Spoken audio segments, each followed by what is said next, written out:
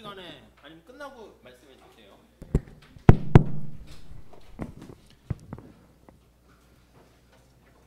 잘 되나? 자, 우리 한번 봅시다. 자, 122페이지 거기 한번 볼게요. 자, 우리가 지금 보는 게 이제 가구라는 개별 경제 주체들의 선택을 보고 있는 거예요. 그렇죠? 근데 이 가구의 선택을 보는데 목적식이라고 표현할 수 있는데 어떤 선택을 하는 게 가장 좋겠냐라고 하면 만족을 극대화하는, 우리가 이제 효용이라는 단어를 쓸 거야. 그래서 효용을 극대화하는 선택, 이렇게 할 겁니다. 근데 당연히 사람마다 뭔가 취향, 선호는 다 다르기 때문에 뭐 어떤 선택을 하던 자기 주어진 선호를 고려해서 효용 극대화는 선택을 하면 되는데, 이렇게 극대화하게 되는 그런 선택의 제약 조건이 있게 되는 거죠. 이렇게 극대화를 해야 되는 것은 지금 말씀드린 것처럼 예산 제약식, 이렇게 얘기할 겁니다. 주어진 소득 내에서 선택을 해야죠. 자, 그래서 우리가 재화가 선택 안건이 여러 개 있을 수 있는데 두 개만 있다고 얘기할 거야. 바구니에다가 여러 개의 바구니가 있어요. 여기 X제를 몇 개 담고 Y제를 몇 개 담을까, 이걸 고민을 하는 거야. 그래서 어떤 바구니 선택할 때 가장 이 사람한테는 만족스러울까, 뭐 다양한 바구니가 이렇게 있을 거예요. 또 뭐 삼각형으로 된 바구니도 이렇게 있을 수 있고요. 이렇게. 그래서 이제 고르는 건데 가장 효용을 극대화하는 바구니가 이거다 그러면 이거 하나만 선택을 하는 거지 뭐. 다른 것들은 선택할 수 없고요. 자, 그래서 선택 가능한 예산 제약식을 한번 볼 건데 앞에서 본 것처럼 너 주머니에 돈이 얼마 있어? 이게 이제 화폐로 표현한 명목 소득이다. 이렇게 표현하고 하면 되고, 앞에서는 200달러라 그랬습니다.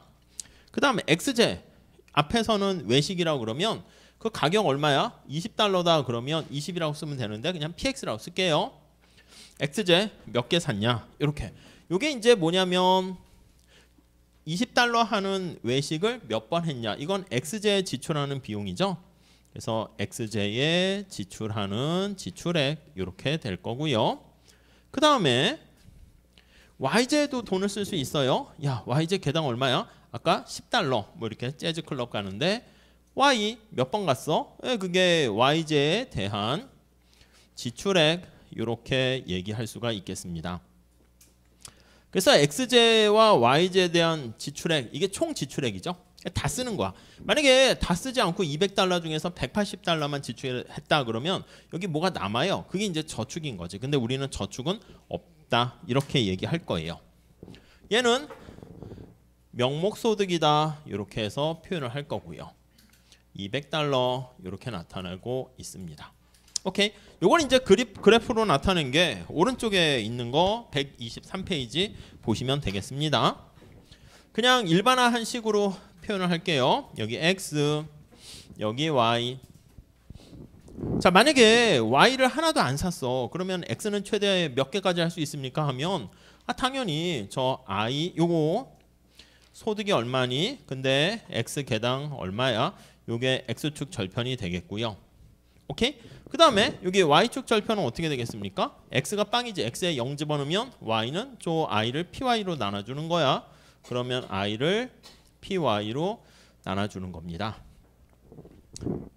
근데 우리가 바구니에다 X를 하나 더 담으면 예산이 제한되어 있기 때문에 여기다 X제를 만약에 한 개 더 추가를 한다라고 합시다. 그럼 만약에 20원짜리 하나 더 추가하게 되면 100원, 10원짜리 하는 Y제를 두 개 포기해야 되겠죠. 그러면 Y제는 클럽 가는 거 두 개 포기해야 됩니다. 이렇게 알 수 있을 거예요. 왜냐하면 왜 이런 일이 있다? 여기 명목소득이 고정돼 있기 때문에 그런 거죠. 자, 그래서 여기 그걸 이제 나타내면 이렇게 직선으로 표현할 수 있고요. 요 기울기가 어떻게 되나 보세요. 기울기는 사실은 이렇게 볼 수 있겠지. 이거라 볼 수 있어. 이게 얼마야 이게? 여기서 보면 px분의 i, 이게 요게 기울기잖아. 요게 기울기. 그리고 y가 얼마나 줄어요? 이만큼 줄지. 저 수직축 높이는 py분의 i만큼을 포기해야 됩니다. 자, 그러니까 요 기울기는 아까 얘기한 것처럼 y로 정리해도 되겠지만 여기다 표현해 보면 x가 이만큼 갔을 때 px분의 i 그리고 이만큼의 y를 포기합니다. 포기하니까 이제 마이너스 붙여서 여기 보시면 py분의 i 이거식 정리하면 i와 i는 지워지고요. 마이너스 py분의 px 이렇게 되는 거 알 수가 있습니다. 오케이? 자, 그리고 식으로 한번 정리해 볼게. 수직축이 y로 되어 있으니까 이거를 y로 정리합니다. y로 정리하게 되면 얘 전리통으로 넘겨서요. 넘기면 마이너스부터 넘어가죠. 그럼 py로 나눠줘. 그러면 py분의 px 그리고 x 더하기 그 다음에 요 i를 py로 나눠주면 되겠습니다. 뭐 그냥 간단한 연산이니까 어렵지 않을 거야. 자, 그래서 요게 기울기 이렇게 되는 거죠. 자, 그러니까 기울기는 의미가 뭐냐면 여기 x제가 이제 보통 우리가 이제 늘 관심을 갖는 거야. 그래서 분자에 들어가고요. x제 가격을 y제 가격으로 나눠주는 거다. 이렇게 보시면 되겠습니다. 앞에서 본 것처럼 x제 가격이 20원이고 20달러고 y제 가격이 10달러다. 이렇게 되면 x제를 하나 더 추가하려고 하면 20달러짜리 하나 추가했으니까 10달러짜리 하는 y제를 2개 포기해야 되는 거죠. 그래서 요거가 정리하면 뭐 마이너스 붙여도 되고 x제가 20달러, y제가 10달러 이렇게 되면 달러는 다 지워지니까 뺐어요. 그래서 이게 마이너스 2라는 의미는 뭐냐면 이거야. x제를 하나 더 추가하려고 그러면 y제를 2개 포기해야 된다. 뭐 그 정도 정리하시면 되겠습니다. 자, 여기서 123페이지에 가보시면 요 안에 색깔 파란 색깔로 있죠. 이게 우리가 선택 가능한 영역이고요. 선택 가능한 영역이고 근데 여기 안에 있는 건 선택은 가능한데 돈이 남은 거야. 그래서 우리는 돈 남기지 않고 다 쓴다고 할게요. 그래서 요 선상에 있는 것은 선택 가능하고 돈 다 써. 요거는 선택이 가능해요. 가능한데 돈이 남아요. 그러니까 이 저축인 거죠. 근데 돈을 우리가 남는 거는 다 없어진다라고 할게요. 이렇게 뭐 얼음 비슷하게 이렇게 다 아니면 뭐 귤 이런 거 사과처럼 썩어 없어지는 거야. 이거는 선택 가능한 거야. 그리고 돈을 다 써. 그러니까 다 쓴다는 전제하에서 보통 얘기를 할 겁니다. 자, 그래서 거기 맨 마지막 123페이지 거기 두 번째 달랑 맨 마지막 줄에 보면 이걸 예산선의 방정식이라 그러고 요 A와 B를 이은 거 이게 예산선 이렇게 보시면 되겠습니다. 자, 이 중에 어떤 점을 선택할래? 라고 하면 효용을 극대화하는 선택하려고 합니다. 자, 그래서 선택의 기준이 효용 이렇게 나와 있어요. 자, 우선 거기 보시면 두 번째 줄에 19세기의 가치를 측정하는 기준으로 효용이라는 개념을 만들어냈어요. 그냥 효용은 별거 아니고 오른쪽에 나와 있듯이 그냥 유틸리티라고 번역하는데 만족의 크기다 이렇게 보시면 돼요. 근데 이게 만족이라는 게 이제 주관적인 만족이죠. 만족의 주관적 만족의 크기 이렇게 보시면 되겠습니다. 사과를 하나 먹었을 때 외식을 한번 했을 때 당신은 얼마나 만족스럽습니까? 근데 이걸 측정할 수 있다고 전제해서 얘기를 한 거로 보시면 되겠습니다. 자, 여기서 다음 페이지 가보시면 자, 밑에 124페이지 각주에 한번 볼까요? 역자주 나와 있는데 야, 효용이라는 말을 넣으니까 뭔가 이제 전문 용어를 써서 그런데 별거 아니고 거기 있듯이 그냥 일상적인 단어가 즐거움, 행복, 만족감 그거예요. 어떤 구입 가능한 상품 묶음 중에서 어떤 상품 묶음을 선택했을 때 만족이 가장 큰가요? 그렇게 보시면 되겠어요. 자, 그래서 거기 124페이지 첫 번째 줄을 보시면 이게 만족의 크기는 측정하기는 어렵지 원래는. 근데 거기 보시면 측정할 수 있다라고 전제하고 얘기를 할게요. 잡았어요? 못 잡았어요? 아, 실패했군요. 아니, 칠판에도 돌아다니더라고 계속. 그래서 제가 잡을까 했는데 잡을 자신이 없어서 시도를 안 했죠. 자, 거기 한계 효용 체감의 법칙 볼까요? 자, 맛있는 수제 아이스크림이 거기 있대. 근데 아이스크림을 우리 지난번에 얘기한 것처럼 먹고 하면은 만족의 정도가 좀 떨어지는 게 일반적이야. 음악을 듣거나 외식도 마찬가지고 이 수업도 마찬가지야. 수업도 아이고 경작이 재밌네요. 밤새도록 하면 안 돼요. 한 3시간쯤 하면 이제 그만해야 돼. 이제 재미도 없고요. 지치고 다른 더 큰 즐거움을 포기하게 되는 거니까 어느 정도 해서 선택을 바꿔야 되는 거죠. 자, 그게 거기 두 번째 단락에 보시면 바로 위에 첫 번째 단락 마지막 제출 볼게요. 일정 기간 동안에 어떤 재화를 점점 더 많이 소비를 할수록 추가적인 한 단위, 그 추가적인 걸 우리가 한계라는 표현을 씁니다.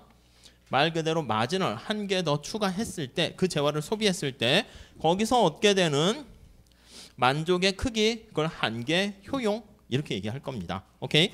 자, 그래서 거기 두 번째 단락 보시면 1890년에 알프레드 마샬이 뭐라 그랬냐면 인간의 본성 중에서 가장 친숙하고 기본적인 경향, 이거는 경향이니까 사람이면 다 이렇다는 거야. 아닌 사람도 있겠지. 근데 보통은 이 한계 효용이 체감한다라는 이런 가정을 합니다. 지금 얘기한 것처럼 소비를 하면 할수록 약간 질리는 거야. 그래서 음악 같은 거 들을 때도 처음에는 저게 뭐야 하다 자꾸 들으면 되게 신나고 좋은데 그것도 계속 들으면 질리는 거지. 유행가라는 게 그 타이밍이 있고 그게 지나가면 이제 그만큼 인기를 누리지 못하고 뭐 이제 계속 인기를 어느 정도 유지하는 건 있겠지만 폭발적인 인기만큼은 그건 아닐 수 있게 되는 거죠.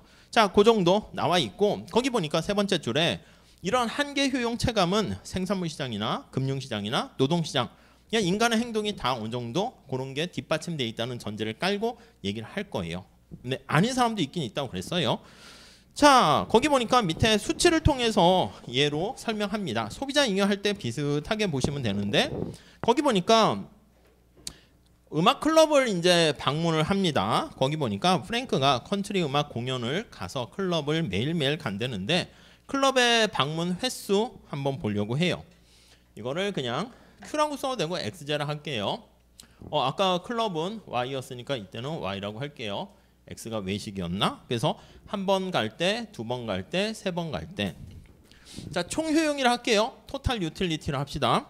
한 번 가니까 12의 만족이고 두 번째 갔더니 22, 세 번째 갔더니 28. 증가하긴 증가하네요. 근데 증가하는 정도가 조금씩 작아집니다. 그래서 한계 효용이라 합니다. 마지널 유틸리티는 이렇게 추가적으로 한 번 더 갔을 때 효용이 얼마나 추가적으로 증가합니까 하면요. 추가적으로 거기 보시면 빵에서 첫 번째 갔을 때는 12고요. 첫 번째 간 다음 두 번째 갔을 때는 효용이 10 이렇게 증가하고요. 여기서 한 번 더 추가적으로 가게 되면은 요거 차이만큼 6 이렇게 되는 거 알 수 있죠. 나머지는 뭐 그렇게 채워 넣으시면 되겠고 그 다음 얘가 계속 가다가 여섯 번째 가게 되면 이제 질리는 거야. 그래서 거기 보시면 효용이 34.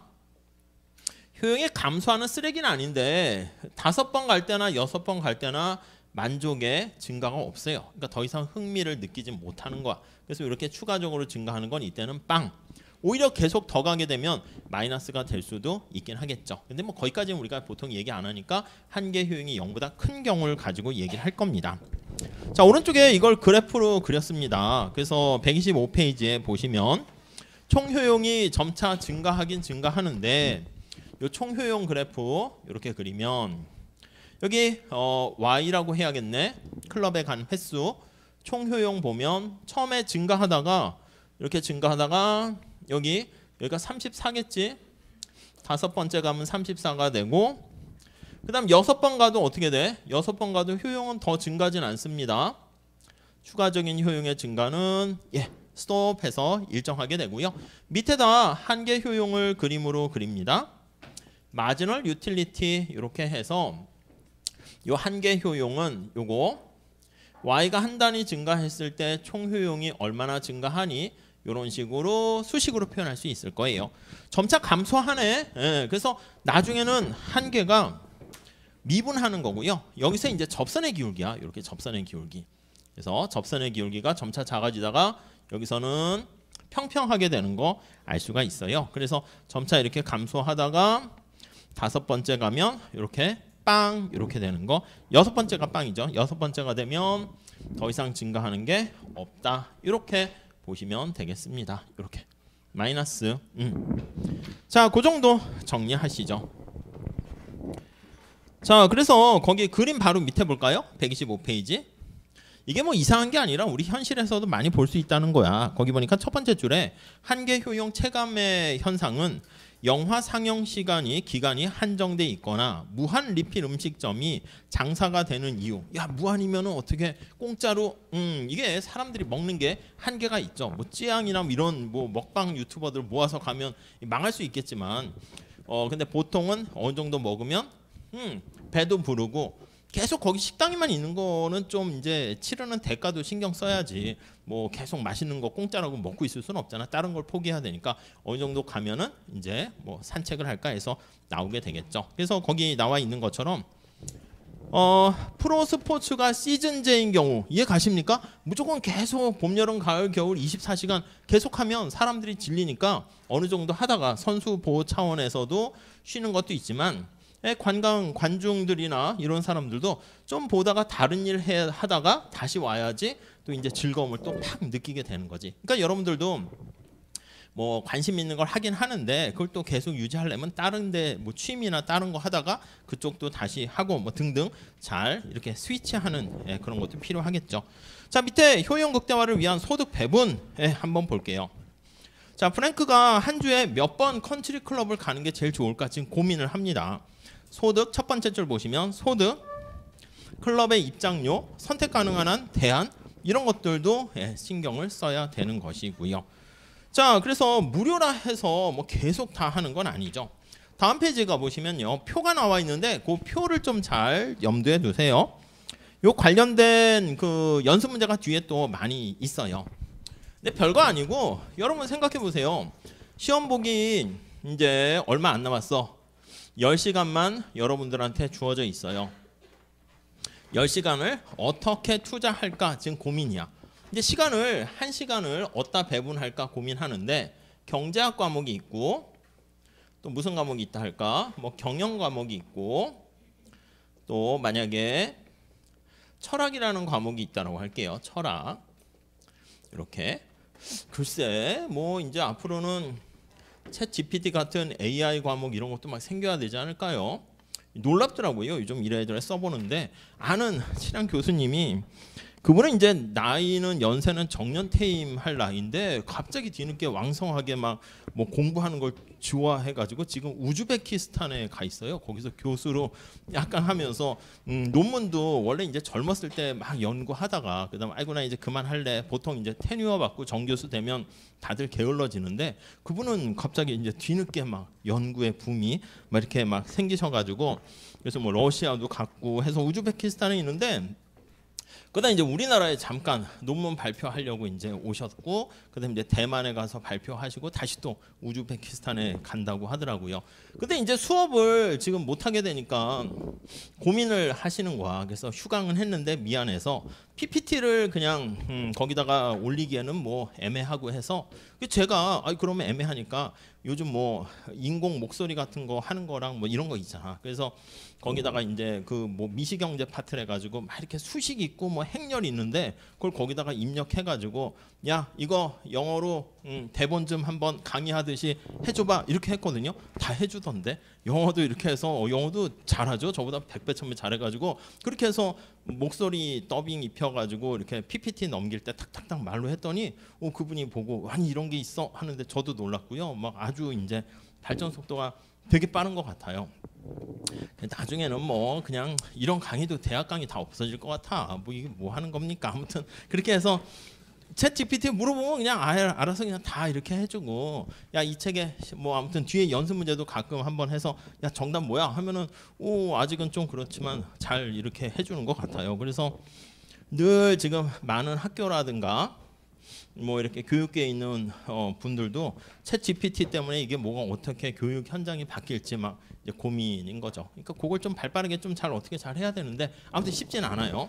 아니 그래서 10시간을 투자하려고 하는데 만약에 경제에 투자하게 되면 10점을 받을 수 있고 경영이면 3점이고 철학이면 5점이고 AI면 1점이라 할게요. 그럼 여러분 첫 번째 1시간은 어디다 투자하는 게 좋아요? 여기? 그럼 1점만 더 올라가는데 여러분 전체 점수에서 이제 전체 점수를 높이는 거라고 할게요. 그럼 당연히 1시간은 여기에다 이제 투자를 하는 거죠. 그럼 이제 1시간을 투자를 했으니까 얘는 이제 9시간이 남게 되는 거야. 그 남는 시간은 어디다 투자할까 했는데 경제학에 1시간 투자하면 이게 한계 효용이지 10인데 뭐 뒤에 그냥 가상으로 몇 개 쓸게요. 이렇게 하고 여기 뭐 6이라 하고 뭐 플러스 4고 이렇게 있다 할게요. 얘도 뭐 3이고 뭐 2고 뭐 이렇게 있다 할게요.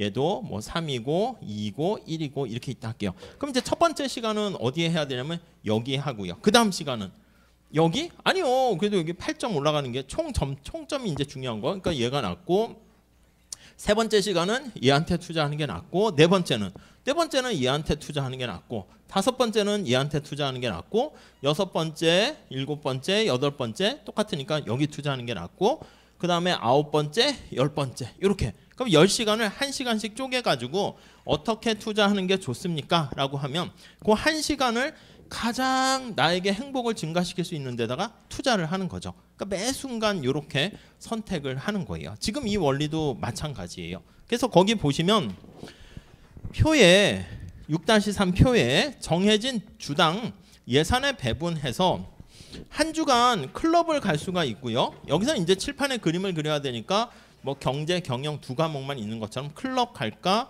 농구 경기 갈까? 그게 거기 나와 있어요. 오케이? 자, 그런데 거기 표를 이렇게 보면 자, 클럽 갔을 때 횟수 한 번, 두 번, 세 번, 네 번, 다섯 번, 여섯 번 이렇게 있고요. 마찬가지야. 거기 보시면 농구를 갔을 때 관람 횟수 한 번, 두 번, 세 번, 네 번, 다섯 번, 여섯 번 나와 있습니다. 근데 우리의 관심사는 쪼개 가지고 한 번 갔을 때 추가적인 효용이 얼마인가 그걸 봐야 돼요. 그래서 거기 한계 효용 이렇게 있네. 클럽에 대한 한계 효용을 거기 계산을 했어요. 12, 10, 6, 4, 2, 빵. 여기도 마찬가지야. 이렇게 있어서 농구를 갔을 때 얻게 되는 한계 효용. 그래서 거기 보니까 21, 그 다음에 12, 9, 6, 3, 빵 이렇게 돼 있습니다. 근데 우리가 의사결정할 때는요. 아니 이게 한 번 갔을 때인데 클럽 한 번 갈 때랑 농구 한 번 갔을 때랑 가격이 다르면 이걸 좀 기준을 맞춰야 되는 거 아니겠습니까? 어떤 걸 하든지. 그러니까 예를 들면 어떤 친구가 뭐 공부를 했어. 시험 점수를 잘 받았어. 근데 이 친구가 1년 공부해서 그 점수가 됐는지 2년 공부해서 성적을 그렇게 됐는지 그것까지 기준을 똑같이 맞춰야 되는 거니까 클럽 갈 때 가격과 농구 경기 관람했을 때 가격이 다를 수 있기 때문에 그 단위 기준을 똑같이 가격으로 맞춰서 거기 보니까 1달러당 1원당 이렇게 보면 돼. 가격으로 나눠줍니다. 가격은 똑같아. 클럽 한 번 갈 때 3달러 3달러 3달러 이렇게 돼 있으면 거기 있는 것처럼 클럽의 가격 요걸로 나눠주면 클럽 1원당 1달러당 한계 효용 요거 값을 구할 수 있겠죠. 여기도 마찬가지야. 농구를 한 번 갔을 때 근데 농구를 보러 가는 그 비용이 있을 거 아니야. 그래서 농구의 참가비 그 가격 거기서는 얼마야? 6달러입니다. 클럽보다는 농구의 입장료가 더 2배 비싸요. 그래서 한 번 갔을 때 얻게 되는 한계 효용을 이렇게 가격으로 나눠주면 1원당 기준을 똑같이 맞춘 거예요. 자, 그러니까 요거랑 요거를 같이 비교를 해보는데 자, 의사결정을 할 때 직관적으로 보세요. 위에 나와 있는 것처럼 내가 1달러에 돈을 투자했는데 자, 1달러를 투자했어요. 이거 1달러를 투자 시 썼을 때 만약에 이렇게 클럽에 갔을 때 얻게 되는 한계 효용이 농구를 보러 갔을 때 이거 분모를 맞췄으니까 사실은 분모 의미 없는 걸로 보셔도 돼요. 그래서 농구를 구경 갔을 때 얻게 되는 즐거움이 추가되는 것보다 더 크게 되면 어디를 선택해야 돼? 당연히 클럽을 선택해야지. 이렇게. 이해 가시죠? 근데 클럽을 내가 여러 번 자꾸 가게 되면은 거기 보세요. 1원당 1달러당 한계 효용이 거기 보니까 끝에 점차 줄어드는 거 보이세요? 4, 3.3, 2.0, 1.3, 0.7 그 다음에 나중엔 빵 이렇게 되는 걸 알 수 있어요. 그 내가 클럽을 계속 갔더니 클럽에 대한 한계 효용이 점차 줄어드는 거야. 이렇게 줄어들다가 그래서 1달러를 한 어떻게 또 투자할 것인가 지금 보는 거야. 첫 번째는 클럽에 가는 게 훨씬 더 행복을 증가시키니까 클럽을 갔는데 이미 한 번 갔고 또 한 번 어디에 갈까 1달러 투자할 때 봤더니 여기에 있는 값보다 여기에 있는 값이 만약에 더 크면 이때는 클럽 가는 것보다 농구를 가는 게 훨씬 더 이득이잖아. 그때는 농구를 선택하고.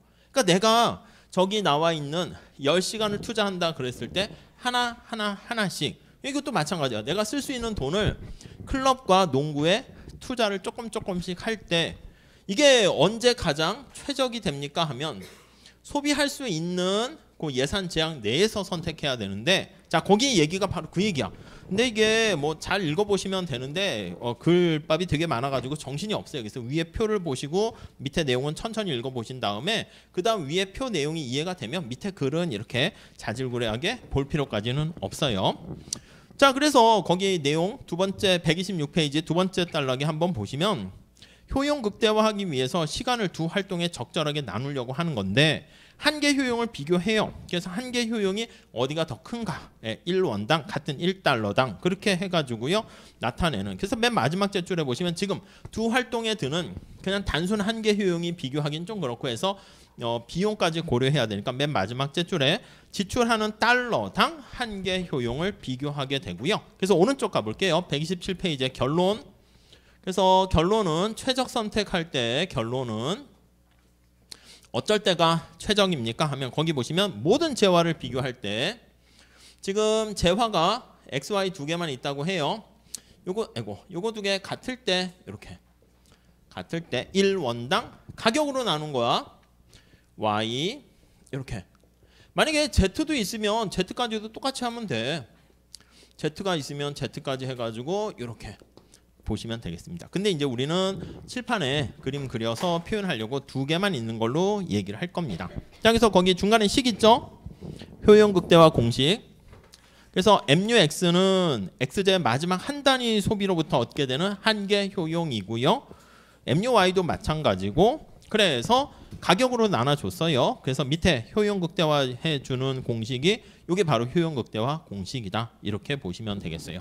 그래서 우리가 앞에 말씀드린 것처럼 효용 극대화를 위한 최적 공식이다라고 보시면 되겠고 이 최적 조건을 충족한다는 가정하에서 내가 주어진 돈 그것까지 봐야죠. 그래서 이 예산선 이렇게 보시면 되겠습니다. 그래서 앞에서 얘기했던 식으로 표현하시면 되겠어요. 이 예산선 내에서 이게 최적 조건을 충족시키면 그게 가장 효용을 극대화시키는 바람직한 선택이다. 이렇게 보시면 되겠어요. 자, 그 얘기가 거기 오른쪽에 나와 있습니다. 127페이지. 맨 마지막 제줄에 한번 볼까요? 그 마지막 단락 거기 하나 보시면 되겠고 한계 효용이 점차 감소하기 때문에 선택이 요거 같아지는 쪽이 이제 극대되는 거 알 수가 있고요. 맨 마지막 제줄에 한계 효용 체감의 법칙은 플라톤 시대부터 애덤 스미스까지 이어진 수수께끼를 풀 수 있게 되었대요. 그게 도대체 뭐야? 보니까 128페이지 보세요. 애덤 스미스가 1776년에 국부론을 출간하면서 거기에다가 그런 얘기를 썼네요.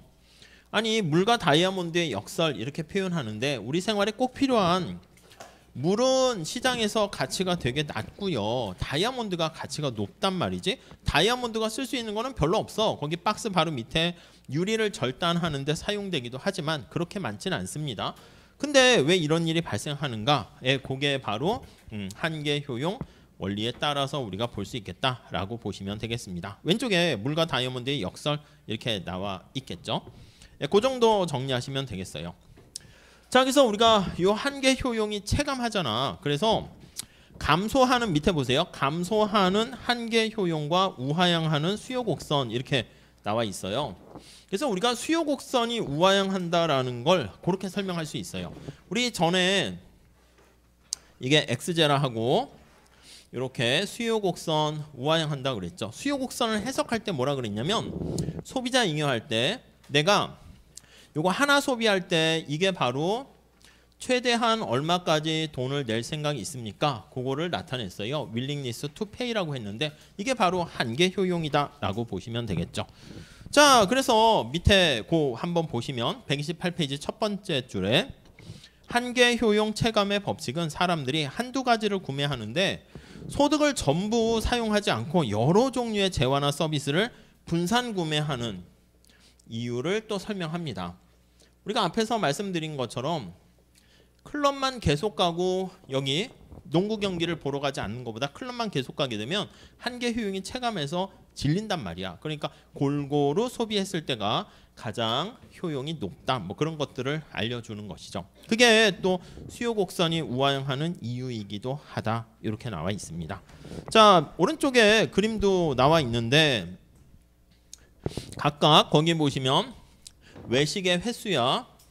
외식의 횟수인데 소비할수록 거기 25번 가면 이제 아예 만족의 정도가 빵이네. 그래서 이 높이가 한계 효용의 의미다. 그렇게 보시면 되겠습니다. 오케이? 뭐 그것까지 보시면 되겠고. 자, 우리 조금 더 들어갈게요. 밑에 소득 효과랑 대체 효과 이렇게 나와 있어요. 자, 그래서 밑에 첫 번째 줄 볼게요. 자, 효용 만족감이고 한계 효용 만족감이 체감하는 법칙을 통해서 소비자의 선택 과정과 우하향하는 수요 곡선을 설명할 뿐만 아니라 소득 효과랑 대체 효과를 가지고도 우하향하는 수요 곡선을 설명할 수 있대요. 아니, 이게 수요 곡선은 우리가 가격이 이제 이렇게 하락하게 되면 물건을 더 많이 사게 되는 거잖아요. 살짝 우리가 전에 얘기는 했었는데 그걸 조금 더 디테일하게 볼 거예요. 이게 가격이 하락하면 소비량이 증가하는 건데 이 소비량 증가하는 거를 그 효과를 둘로 나눠서 볼 거예요. 우선 첫 번째 소득 효과 있습니다. 네, 가격이 하락했어요. X의 가격이 하락했어. 그러면 소득 효과 이렇게 한번 보시죠. 소득 효과. 자, 거기 첫 번째 줄 볼까요? 어떤 재화의 가격이 하락했다. 다른 것들이 다 일정하다면 여기서 말하는 것은 다른 YJ 가격과 또 소득 자체도 그대로 있는 거야. X의 가격이 하락했을 때 내 주머니에 있는 소득, 명목 소득 200달러 그대로 있고요. YJ 가격 얘는 고정돼 있다. 이렇게 보셔야 됩니다. 오케이. 자, X의 가격이 하락하게 되면요. 잠깐 앞으로 가볼까요? 예산선 그림 좀 볼게요. 거기 123페이지 보시죠. 자, 얘네는 고정되어 있는 상태에서 요 예산선 한번 다시 써볼게요. X가 있고 Y가 있고 자, 이게 뭐라고요? 소득을 X의 가격으로 나누고 오케이? 여기는 소득을 Y의 가격으로 나누고 이렇게 있고 예산선 기울기 어떻게 됐습니까? 기울기 다시 보면 마이너스도 있는데 뭐 빼기도 해요.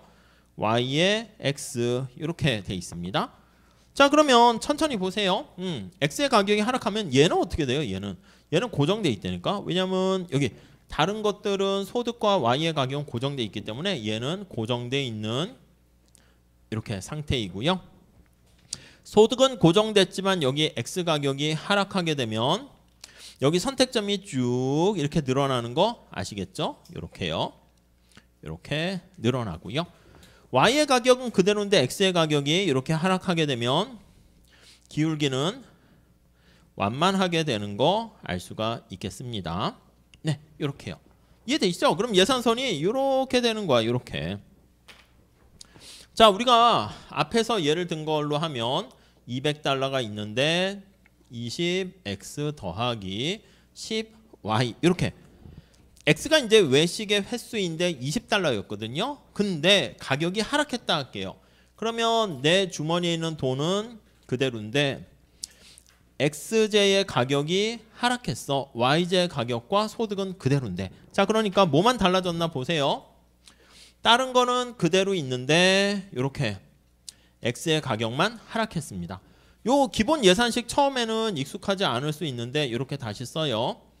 x의 가격, y의 가격 이렇게요. 그래서 소득이라는 건 200달러 그대로 있고요. y 가격은 10달러 그대로 있는데 x의 가격이 20달러였으면 아까 여기가 10, 여기가 20 이랬는데 얘가 10달러로 바뀌면 여기 x가 10이 아니라 여기 20이 아니라 여기 나와 있는 것처럼 아까 10이었는데 20으로 증가하게 되는 걸 알 수가 있겠죠. 그래서 예산선이 이렇게 변화하게 됩니다.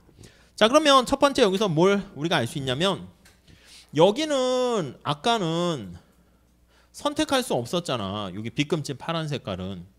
근데 이제 빨간 색깔로 예산선이 변했기 때문에 선택할 수 있는 영역으로 바뀌게 됩니다. 자, 그래서 여기다 쓰면 빗금친 영역은 자, 우리 저기 I는 고정되어 있습니다. I가 뭐라고요? 화폐로 나타낸 소득이야. 화폐소득, 명목소득입니다. 명목소득은 일정한데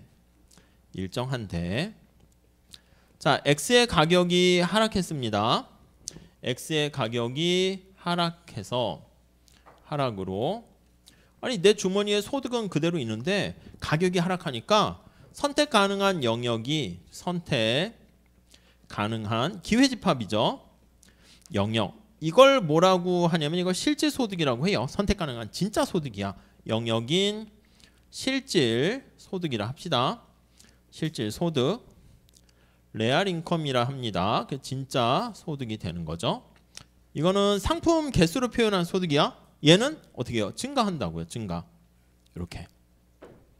그러니까 반대로 우리가 뭐 인플레이션이 일어나고 그러면 물가가 다 상승하면 내가 받는 월급은 똑같은데 그걸 가지고 마트에 가서 살 수 있는 바구니는 가벼워지는 거야. 실질소득이 감소하는 거죠. 이 경우는 반대로 실질소득이 증가해요. 그래서 앞에다가 소득효과 했는데 생략됐어요. 여기다가 실질소득 효과 이렇게 보시면 되겠어요. 가격이 하락해서 예산선 영역이 넓어지게 되고 그로 인해서 실질소득이 증가하게 되는 거죠. 자, 다시 가격이 하락했어.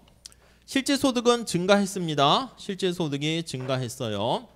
실질소득 효과 이렇게. 명목소득은 그대로야. 그대로 내 주머니에 있는 돈은.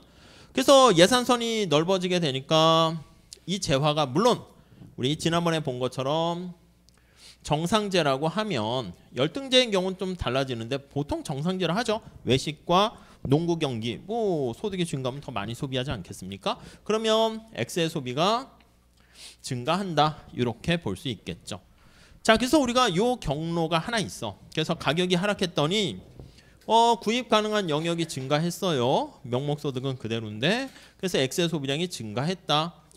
이게 수요 곡선이 우상하는 그거를 한 축을 나타내는 거죠. 다시 뒤로 가보면 자, 그게 소득효과야. 그래서 거기 첫 번째 줄 볼게요. 129페이지 첫 번째 줄. 당신이 많이 소비하는 어떤 재화의 가격이 하락했다고 가정해요. 그럼 다른 것들이 일정하다면 여기 다른 것들은 소득과 Y제 가격이 일정한 거야. 그러면 가격 자체만으로 가격 하락 자체만으로 더 당신은 부유해진다. 부유해진다라는 말이 뭐야? 부유라는 게 실질 소득이 증가했다는 거야. 바구니에 물건을 더 많이 담을 수 있다는 거죠. 그래서 이제 실질 소득이 더 커졌다 그 뜻입니다.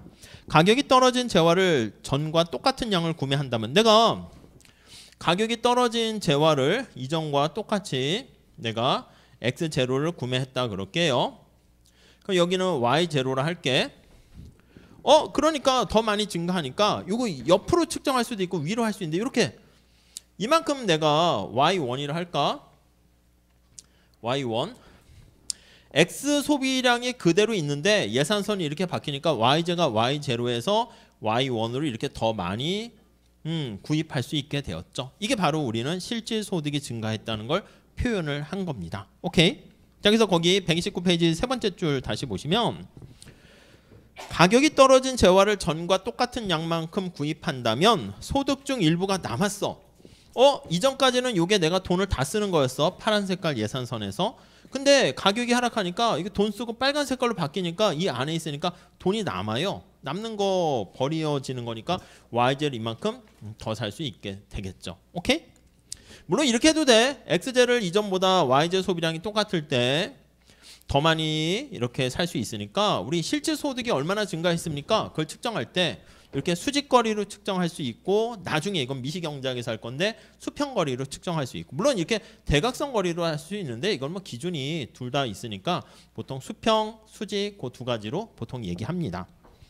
자, 그렇게 돼 있고요. 실제로 더 부유해지는 것이고 남은 소득 가지고 가격이 하락한 그 재화를 더 사거나 X제를 더 살 수 있고 Y제 다른 재화를 더 살 수 있다. 이처럼 가격 변화로 인해서 네 번째 줄 전보다 더 부유해지는 것을 가격 변화의 소득 효과이다. 실질 소득이 변화하는 거지. 그래서 실질자를 넣어주면 좋겠습니다. 자, 밑에 얘가 있습니다. 비행기 티켓이 400달러였는데 항공료가 300달러로 하락했다. 그러면 비행기 여행을 하면서 돈이 좀 남으니까 그걸 갖고 다른 걸 선택할 수 있겠죠. 넘어갈게요. 자, 그래서 소득 효과는 어떤 거에 민감하게 영향 미칩니까 하면요, 당연한 얘기인데 130페이지 첫 번째 줄 볼까요? 지출에서 많은 부분을 차지하는 재화에 특히 중요하다. 그렇잖아. 내가 많이 외식을 많이 하는데 외식 가격이 이렇게 하락하면 그만큼 내가 돈 남는 게 훨씬 더 많아지겠죠. 만약 이 사람은 어떻게 돼? 여기를 주로 하거나 여기를 주로 하는 사람, 살짝 보면 그림이 지저분하니까 여기다 다시 그릴게요. 여기다가 다시 그리면 예산선이 이렇게 있었는데 만약에 예산선이 이렇게 바뀌었다고. 근데 여기 있는 사람은 뭐야? X제를 많이 소비하는 사람 아니겠습니까? 그러니까 이 사람은 이 영역이 넓어지니까 혜택이 커요.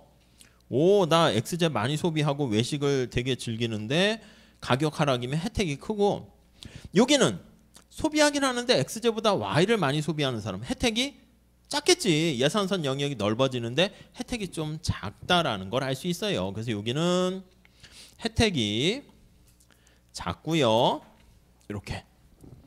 여기는 Y제만 구입하는 사람은 어떻게 돼? 저기요, X제 가격 할인해 주겠습니다. 나 X제 안 사는 사람이야. 이 사람은 혜택이 전혀 없지. 그래서 Y제만 구입하고 구입자는, 그래서 X제 소비가 빵이라고 할게요. 자인 경우 그러면 혜택이 어떻게 됩니까? 가격 하락에 따른 혜택이 없어요. 혜택이 없어. 이렇게. 그러니까 가능한 한 X제 소비를 많이 할수록 혜택이 커진다. 그런 것들도 알 수 있겠죠. 당연히 알 수 있는 얘기인데 그래도 첫 번째 줄 하나 체크하고 보시면 좋겠습니다. 다음에 이제 또 다른 효과가 있어요. 또 다른 효과가 밑에 보면 대체 효과 이렇게 있습니다. 대체 효과.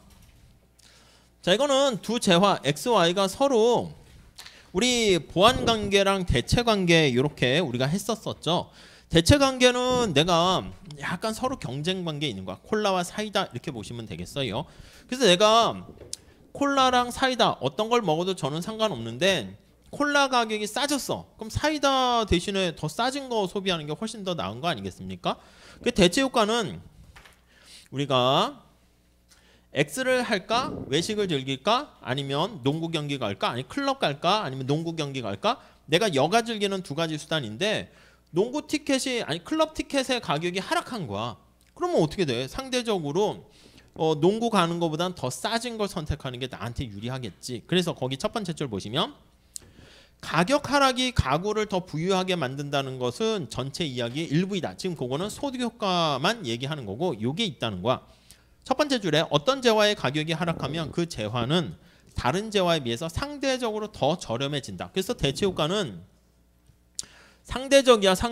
상대적으로 더 싸진, 우리가 이제 각종 시험이라든가 성적을 매길 때 상대평가한다 그러면 내가 되게 잘 봤는데 아직은 알 수 없지. 다른 학우들이 얼마나 잘 봤는가 그것까지 알아야 되는 거지. 그래서 내가 잘 봐서 뾰족한 학점을 받을 것 같은데 다른 학우들이 더 잘 봤어. 그럼 내가 그냥 뒤로 밀리는 거죠. 그러니까 이 대체 효과는 상대적인 요게 중요한 거야.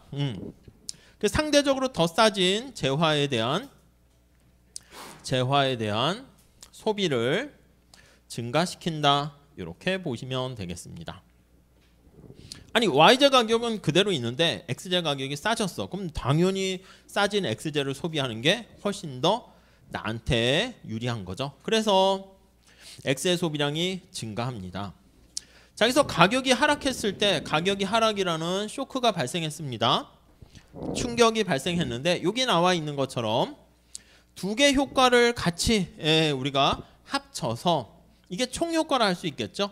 이 경우는 X의 소비량이 증가하게 되는 거 두 가지 효과 같은 방향으로 해서 되는 걸 알 수가 있습니다. 자, 그래서 거기 보시면 자, 두 번째 줄 끝에 볼게요.